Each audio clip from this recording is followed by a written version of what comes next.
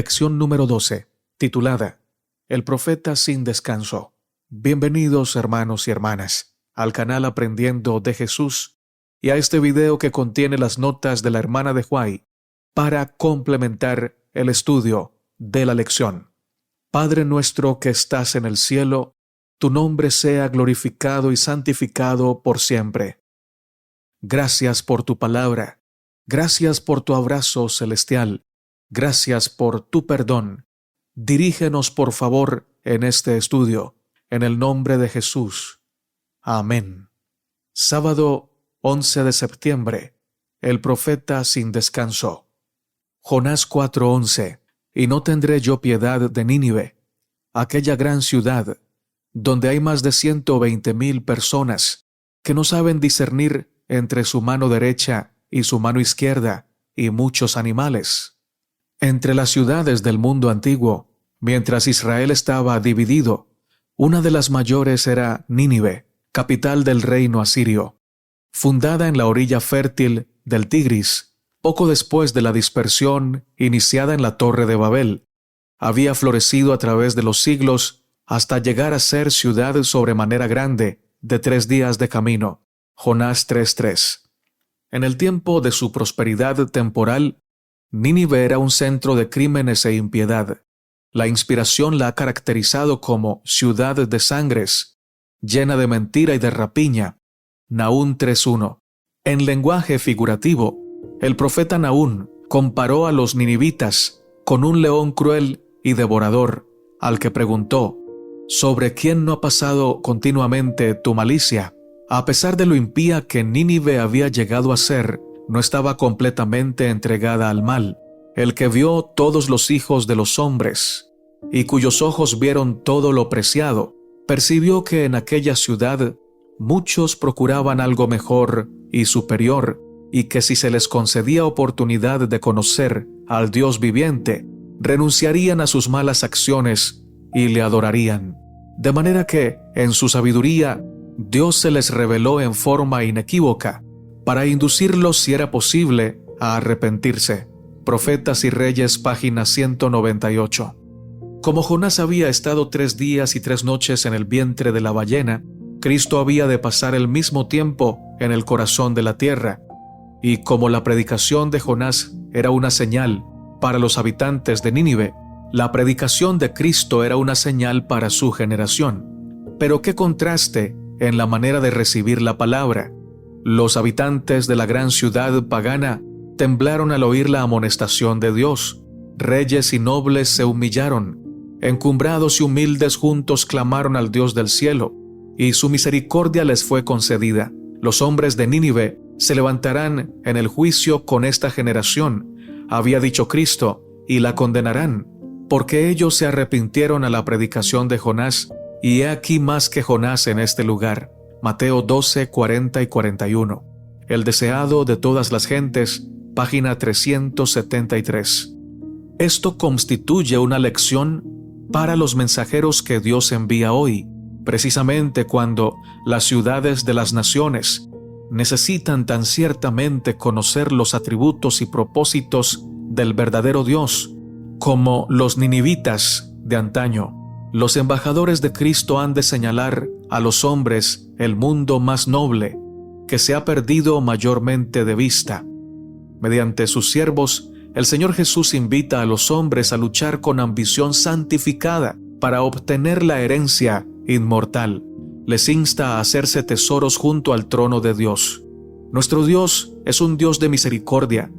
Trata a los transgresores de su ley con longanimidad y tierna compasión.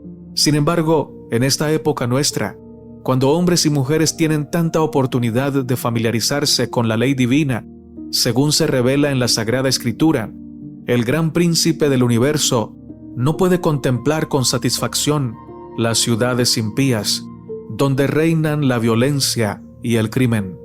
Se está acercando rápidamente el momento en que acabará la tolerancia de Dios hacia aquellos que persisten en la desobediencia. Profetas y Reyes, página 204 a la 206.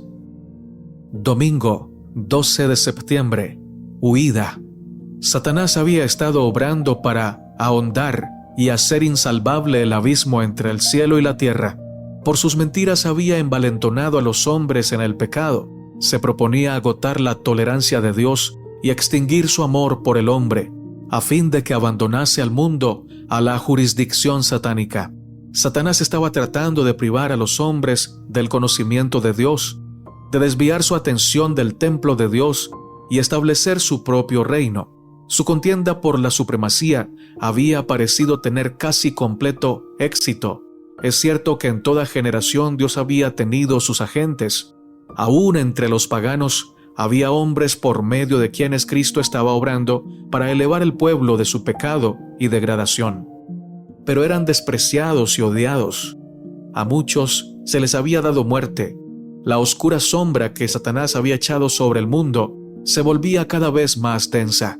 Mediante el paganismo, Satanás había apartado de Dios a los hombres durante muchos siglos, pero al pervertir la fe de Israel, había obtenido su mayor triunfo. Al contemplar y adorar sus propias concepciones, los paganos habían perdido el conocimiento de Dios y se habían ido corrompiendo cada vez más. Así había sucedido también con Israel. El principio de que el hombre puede salvarse por sus obras, que es fundamento de toda religión pagana, Satanás lo había implantado, y doquiera se lo adopte, los hombres no tienen defensa contra el pecado. El deseado de todas las gentes, página 26. El Señor le dijo: levántate y ve a Nínive, ciudad grande, y pregona contra ella, porque su maldad ha subido delante de mí. Jonás 1:1 y 2. Mientras el profeta pensaba en las dificultades e imposibilidades aparentes de lo que se le había encargado, se sintió tentado a poner en duda la prudencia del llamamiento. Desde un punto de vista humano, parecía que nada pudiera ganarse proclamando un mensaje tal en aquella ciudad orgullosa. Se olvidó por el momento de que el Dios a quien servía era omnisciente y omnipotente. Mientras vacilaba y seguía dudando, Satanás le abrumó de desaliento. El profeta fue dominado por un gran temor y se levantó para huir de la presencia de Jehová a Tarsis. El encargo que había recibido imponía a Jonás una pesada responsabilidad, pero el que le había ordenado que fuese podía sostener a su siervo y concederle éxito. Si el profeta hubiese obedecido sin vacilación, se habría ahorrado muchas experiencias amargas y habría recibido abundantes bendiciones. Sin embargo, el Señor no abandonó a Jonás en su hora de desesperación. Mediante una serie de pruebas y providencias extrañas, debía revivir la confianza del profeta en Dios y en su poder infinito para salvar. Profetas y Reyes, páginas 198 y 199. Una oveja perdida nunca encuentra por sí misma el camino de vuelta al redil. Si el pastor vigilante no la busca ni la salva, continúa errante hasta que perece. ¡Qué formidable es esta representación del Salvador! Si no fuera porque Jesús, el buen pastor, vino para buscar y salvar a los extraviados, todos habríamos perecido. Los fariseos enseñaban que no se salvaría nadie fuera del pueblo judío, y por eso trataban con desprecio a todas las demás nacionalidades. Matutina Exaltada Jesús, página 206. Lunes 13 de septiembre, un descanso de 3 días. Mas Jehová había prevenido un gran pez que tragase a Jonás, y estuvo Jonás en el vientre del pez 3 días y 3 noches. Y oró Jonás desde el vientre del pez a Jehová su Dios, y dijo: Clamé de mi tribulación a Jehová, y él me oyó. Del vientre del sepulcro clamé, y mi voz oíste. Por fin Jonás había aprendido que de Jehová es la salvación. Salmos 3:8. Al arrepentirse y al reconocer la gracia salvadora de Dios, obtuvo la liberación. Jonás fue librado de los peligros del hondo mar y fue arrojado en tierra seca. Una vez más se encargó al siervo de Dios que fuera a dar la advertencia a Nínive, y fue palabra de Jehová segunda vez a Jonás, diciendo: Levántate y ve a Nínive, aquella gran ciudad, y publica en ella el pregón que yo te diré. Esta vez no se detuvo a preguntar ni a dudar, sino que obedeció sin vacilar. Levantándose Jonás, fue a Nínive, conforme a la palabra de Jehová. Jonás 3, 1 al 3. Profetas y Reyes, página 200 y 201. No necesitáis ir hasta los confines de la tierra para buscar sabiduría, pues Dios está cerca. No son las capacidades que poseéis hoy o las que tendréis en lo futuro las que os darán éxito. Es lo que el Señor pueda hacer por vosotros. Necesitamos tener una confianza mucho menor en lo que el hombre puede hacer y una confianza mucho mayor en lo que Dios puede hacer por cada alma que cree. Él anhela que extendáis hacia Él la mano de la fe. Anhela que esperéis grandes cosas de Él. Anhela daros inteligencia, así en las cosas materiales como en las espirituales. Él puede aguzar el intelecto, puede impartir tacto y habilidad. Emplead vuestros talentos en el trabajo. Pedid a Dios sabiduría y os será dada. Haced de la palabra de Cristo vuestra seguridad. ¿No os ha invitado a ir a Él? Nunca os permitáis hablar de una manera descorazonada y desesperada. Si lo hacéis, perderéis mucho, mirando las apariencias y quejándoos cuando vienen las dificultades y premuras. Revelaréis una fe enferma y débil. Hablad y obrad como si vuestra fe fuera invencible. El Señor es rico en recursos. El mundo le pertenece. Mirad al cielo con fe. Mirad a aquel que posee luz, poder y eficiencia. Palabras de vida del Gran Maestro, páginas 112 y 113. Toda verdadera obediencia proviene del corazón. La de Cristo procedía del corazón. Y si nosotros consentimos, se identificará de tal manera con nuestros pensamientos y fines, amoldará de tal manera nuestro corazón y mente en conformidad con su voluntad, que cuando le obedezcamos, estaremos tan solo ejecutando nuestros propios impulsos. La voluntad refinada y santificada hallará su más alto deleite en servirle. Cuando conozcamos a Dios como es nuestro privilegio conocerle, nuestra vida será una vida de continua obediencia. El deseado de todas las gentes, página 621. Martes 14 de septiembre. Misión cumplida.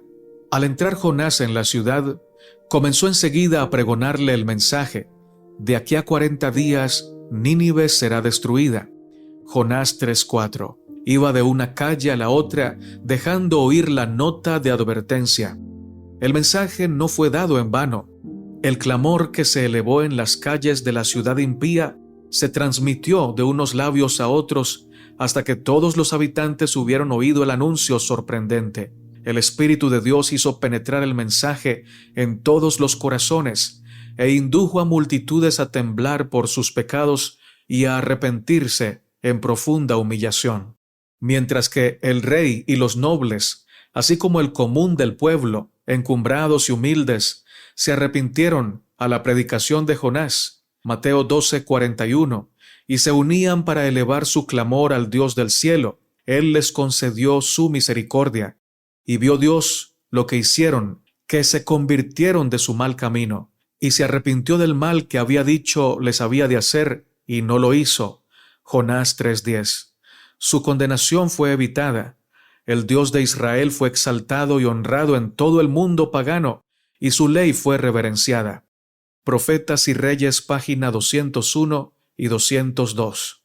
Una vez que el pecado amortiguó la percepción moral, el que obra mal no discierne los defectos de su carácter, ni comprende la enormidad del mal que ha cometido, y a menos que ceda al poder convincente del Espíritu Santo, permanecerá parcialmente ciego con respecto a su pecado. Sus confesiones no son sinceras ni provienen del corazón.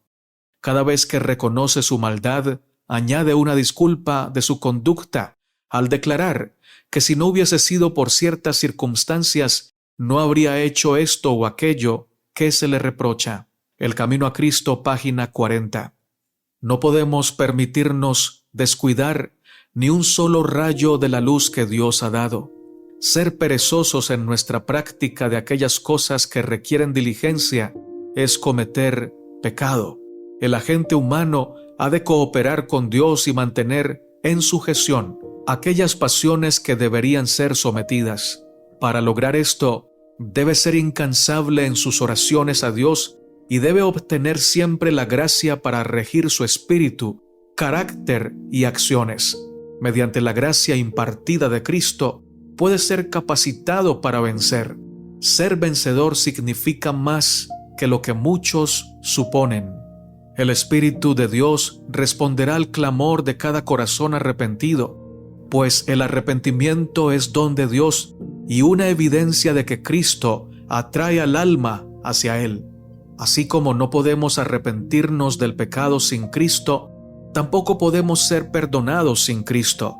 Y sin embargo, es una humillación para el hombre con su pasión humana y su orgullo el ir a Jesús directamente, creyendo y confiando en Él para todo lo que necesita. No presente nadie la idea de que el hombre tiene poco o nada que hacer en la gran obra de vencer, pues Dios no hace nada para el hombre sin su cooperación. Los esfuerzos del hombre solo no son nada, sino inutilidad, pero la cooperación con Cristo significa victoria. Por nosotros mismos no tenemos poder para arrepentirnos del pecado. A menos que aceptemos la ayuda divina, no podemos dar el primer paso hacia el Salvador. Mensajes Selectos Tomo 1, página 446 y 447. Miércoles 15 de septiembre. Un misionero enojado y sin descanso. Cuando Jonás conoció el propósito que Dios tenía de perdonar a la ciudad, que, a pesar de su maldad, había sido inducida a arrepentirse en saco y en ceniza, debiera haber sido el primero en regocijarse por la asombrosa gracia de Dios, pero en vez de hacerlo permitió que su mente se espaciase en la posibilidad de que se le considerase falso profeta. Celoso de su reputación, perdió de vista el valor infinitamente mayor de las almas de aquella miserable ciudad. Pero, al notar la compasión manifestada por Dios hacia los arrepentidos ninivitas, Jonás se apesadumbró en extremo y se enojó. Una vez más, cedió a su inclinación a dudar y una vez más fue abrumado por el desaliento. Perdiendo de vista los intereses ajenos, y dominado por el sentimiento de que era preferible morir antes que ver sobrevivir la ciudad, exclamó en su desconformidad: «Ahora pues, oh Jehová, te ruego que me mates, porque mejor me es la muerte que la vida». Profetas y Reyes, página 202 y 203. Confundido, humillado e incapaz de comprender el propósito que tenía Dios al perdonar a Nínive, Jonás había cumplido, sin embargo, la comisión que se le diera de amonestar a aquella gran ciudad, y aun cuando no se cumplió el acontecimiento predicho, el mensaje de advertencia no dejaba de haber procedido de Dios. Cumplió el propósito que Dios tenía al mandarlo. La gloria de su gracia se reveló entre los paganos, los que habían estado en tinieblas y sombra de muerte, aprisionados en aflicción y en hierros, clamaron a Jehová en su angustia y los libró de sus aflicciones. Los sacó de las tinieblas y de la sombra de muerte y rompió sus prisiones. Salmos 107, 10, 13 y 14. Profetas y Reyes, página 203 y 204. Los pasos del Salvador se dirigieron a Jerusalén, donde sus enemigos habían tramado desde hacía mucho tiempo quitarle la vida. Ahora la depondría. Afirmó su rostro para ir hacia la persecución, la negación, el rechazamiento, la condenación y la muerte. Envió mensajeros delante de sí, los cuales fueron y entraron en una ciudad de los samaritanos para prevenirle, pero los habitantes rehusaron recibirle porque estaba en camino a Jerusalén. Interpretaron que esto significaba que Cristo manifestaba preferencia por los judíos a quienes ellos aborrecían con acerbo odio. Si él hubiese venido a restaurar el templo y el culto en el monte Gerizim, le hubieran recibido alegremente, pero iba en camino a Jerusalén y no quisieron darle hospitalidad. Cuán poco comprendieron que estaban cerrando sus puertas al mejor don del cielo. No es parte de la misión de Cristo obligar a los hombres a recibirle. Satanás y los hombres impulsados por su espíritu son quienes procuran violentar las conciencias, pero Cristo está siempre manifestando misericordia, siempre procura conquistarlos por la revelación de su amor. Él no puede admitir un rival en el alma, ni aceptar un servicio parcial, pero desea solamente un servicio voluntario, la entrega voluntaria del corazón, bajo la compulsión del amor. El deseado de todas las gentes, página 450 y 452. Lección para el día jueves, 16 de septiembre. Una vía de doble mano. Nuestro Dios es un Dios de misericordia. Trata a los transgresores de su ley con longanimidad y tierna compasión. Sin embargo, en esta época nuestra, cuando hombres y mujeres tienen tanta oportunidad de familiarizarse con la ley divina, según se revela en la Sagrada Escritura, el gran príncipe del universo no puede contemplar con satisfacción las ciudades impías, donde reinan la violencia y el crimen. Los mensajeros de Dios en las grandes ciudades no deben desalentarse por la impiedad, la injusticia y la depravación que son llamados a arrostrar, mientras tratan de proclamar las gratas nuevas de salvación. El Señor quisiera alentar a todos los que así trabajan con el mismo mensaje que dio el apóstol Pablo en la impía ciudad de Corinto. No temas, sino habla y no calles, porque yo estoy contigo, y ninguno te podrá hacer mal, porque yo tengo mucho pueblo en esta ciudad. Hechos 18, 9 y 10. En toda ciudad, por muy llena que esté de violencia y de crímenes, hay muchos que con la debida enseñanza pueden aprender a seguir a Jesús. A miles puede comunicarse así la verdad salvadora e inducirlos a recibir a Cristo como su Salvador personal. Profetas y Reyes, página 205 a la 207. La instrucción dada por Judas, desde el versículo 20 hasta el fin del capítulo, tiene el propósito de hacer de nuestra obra una obra completa. Nos enseña cómo dirigir la batalla en el servicio de Cristo. No debe demostrarse ningún derroche desequilibrado. No debe albergarse ninguna indolencia ni negligencia. No debemos ignorar la individualidad de nadie, ni justificar en alguna forma la crítica despiadada o las prácticas egoístas.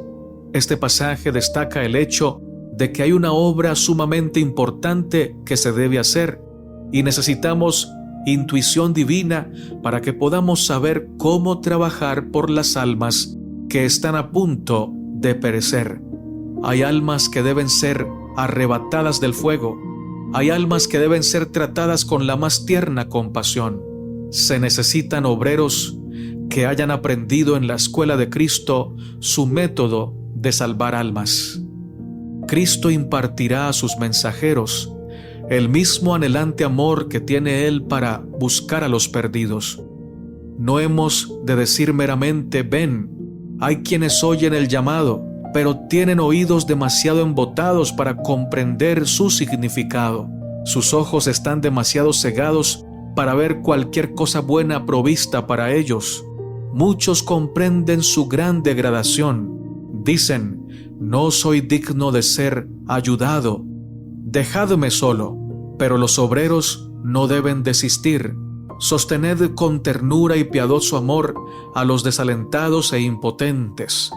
Infundidles vuestro valor, vuestra esperanza y vuestra fuerza. Palabras de vida del Gran Maestro, página 187. Gracias, eterno Padre Celestial, por darnos esta palabra sólida, fresca y poderosa. Gracias porque nunca nos abandonas.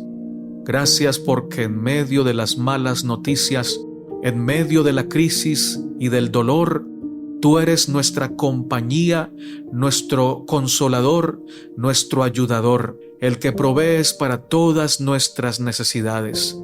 A tu nombre la gloria para siempre y por siempre. Oramos en el nombre de Jesús. Amén, Señor. Hermano y hermana, gracias por cada semana escuchar las notas de la hermana de Huay. Gracias por compartir el mensaje con tus contactos. Gracias por suscribirte al canal Aprendiendo de Jesús y por darle me gusta a este video.